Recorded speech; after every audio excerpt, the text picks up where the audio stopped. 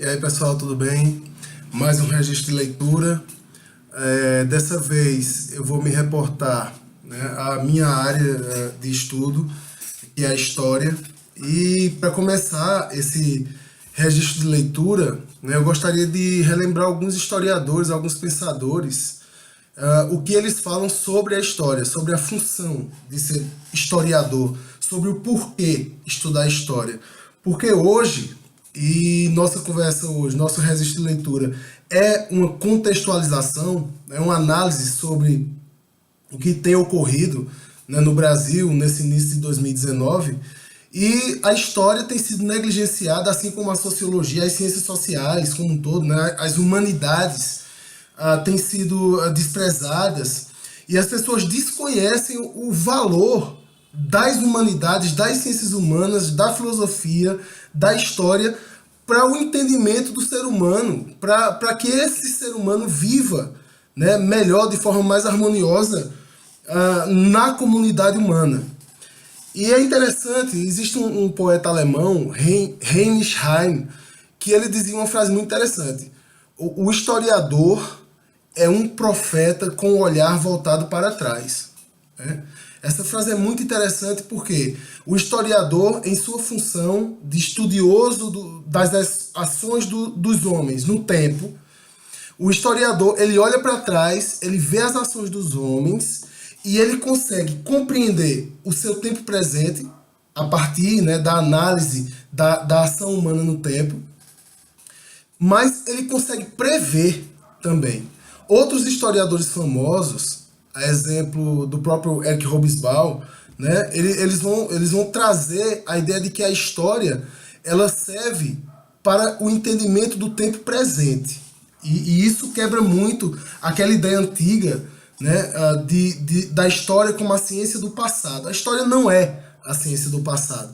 A história é a ciência do presente. E aí eu trago o Eric Hobsbawm e trago também, lembro do livro O Ofício do Historiador, né, do Mark Bloch, onde ele diz que é uma ciência onde nós a utilizamos para a compreensão da nossa vivência, para a compreensão da sociedade na qual nós vivemos. Só que alguns historiadores vão além. Como eu falei, como eu citei aqui a frase do nosso poeta alemão, alguns historiadores são profetas.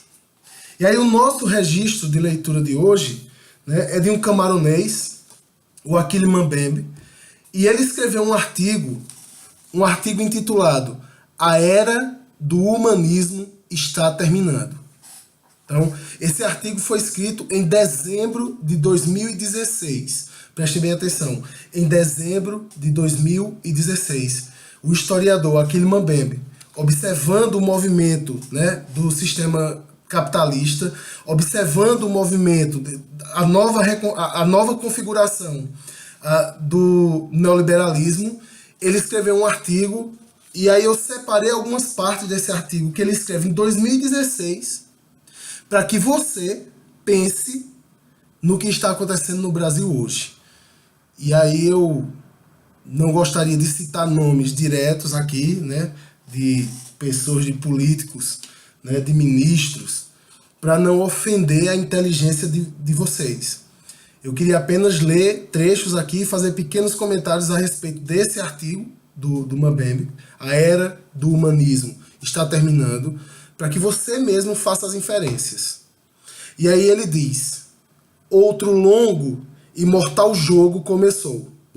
O principal choque da primeira metade do século XXI não será entre religiões ou civilizações. E aí ele, claro, se reportando aos grandes choques históricos que eram, né, feitos entre as religiões se chocavam, as civilizações se chocavam, e aqui o Mbembe está dizendo que não vai ser esse tipo de choque que nós vamos viver. Será entre a democracia liberal e o capitalismo neoliberal. E aí a gente começa a ver que o historiador está apontando que o capitalismo neoliberal ele começa a agredir a democracia. Não sei se você consegue visualizar o que está acontecendo no Brasil agora. Claro que isso não é um fenômeno exclusivamente no Brasil, mas eu quero que você pense Brasil, eu quero que você pense a ideia de democracia que nós estamos vivendo no Brasil agora. Esse artigo não é de agora. quando esse artigo foi escrito, talvez o nosso chefe maior fosse apenas um personagem caricato, que a gente ria dele. Hoje ele é o nosso chefe maior. E aí o historiador continua. Dezembro de 2016. O historiador continua. A crescente bifurcação entre a democracia e o capital é a nova ameaça para a civilização. O capital agora passa a ameaçar a democracia. Os elementos democráticos já não são mais interessantes, já não produzem os resultados que o neoliberalismo espera. Sobre a ocupação israelense, por décadas, Gaza continuará a ser a maior prisão a céu aberto do mundo.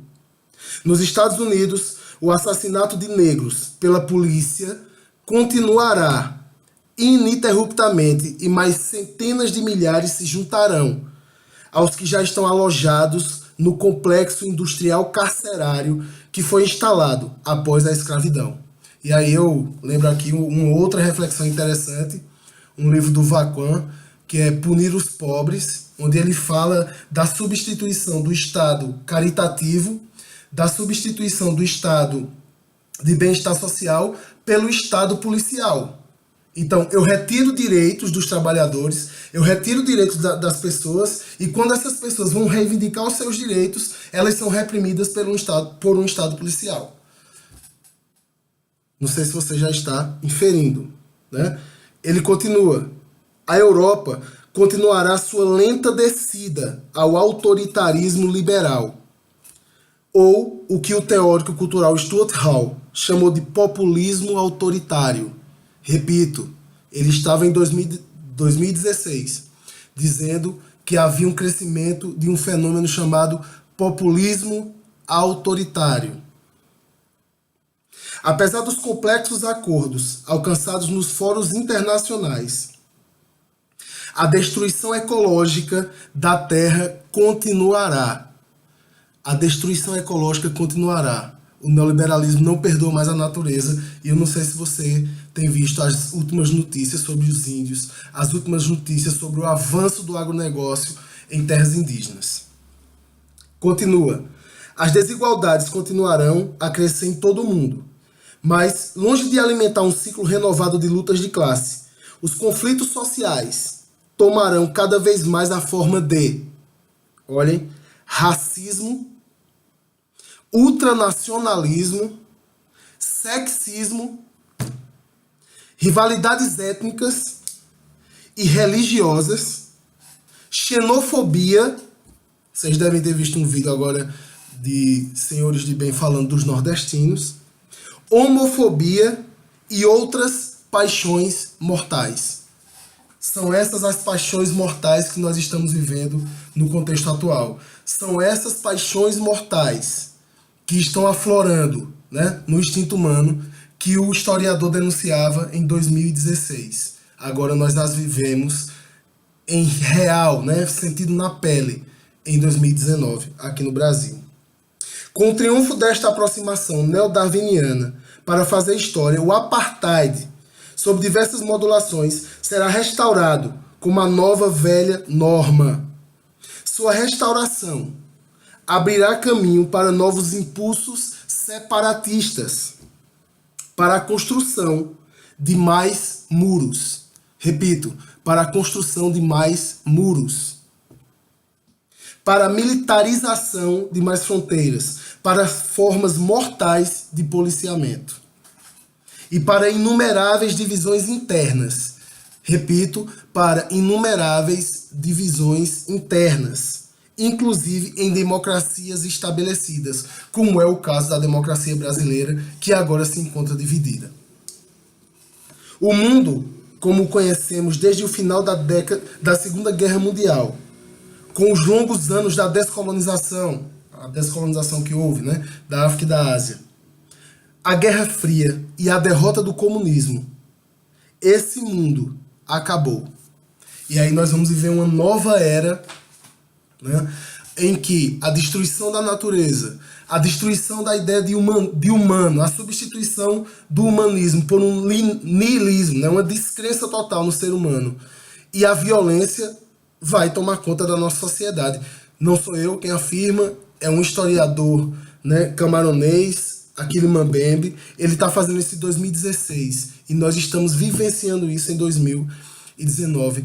É bom que a história, enquanto ciência, e as ciências, né, e as ciências gerais, que estão sendo brutalmente atacadas agora por esse governo que se instala, é bom que nós, que trabalhamos com a educação, é bom que nós, que queremos pensar um mundo melhor, né, para nossos filhos, para as gerações que virão, é bom que a gente comece a preservar o nosso humanismo, porque é isso que tem se perdido.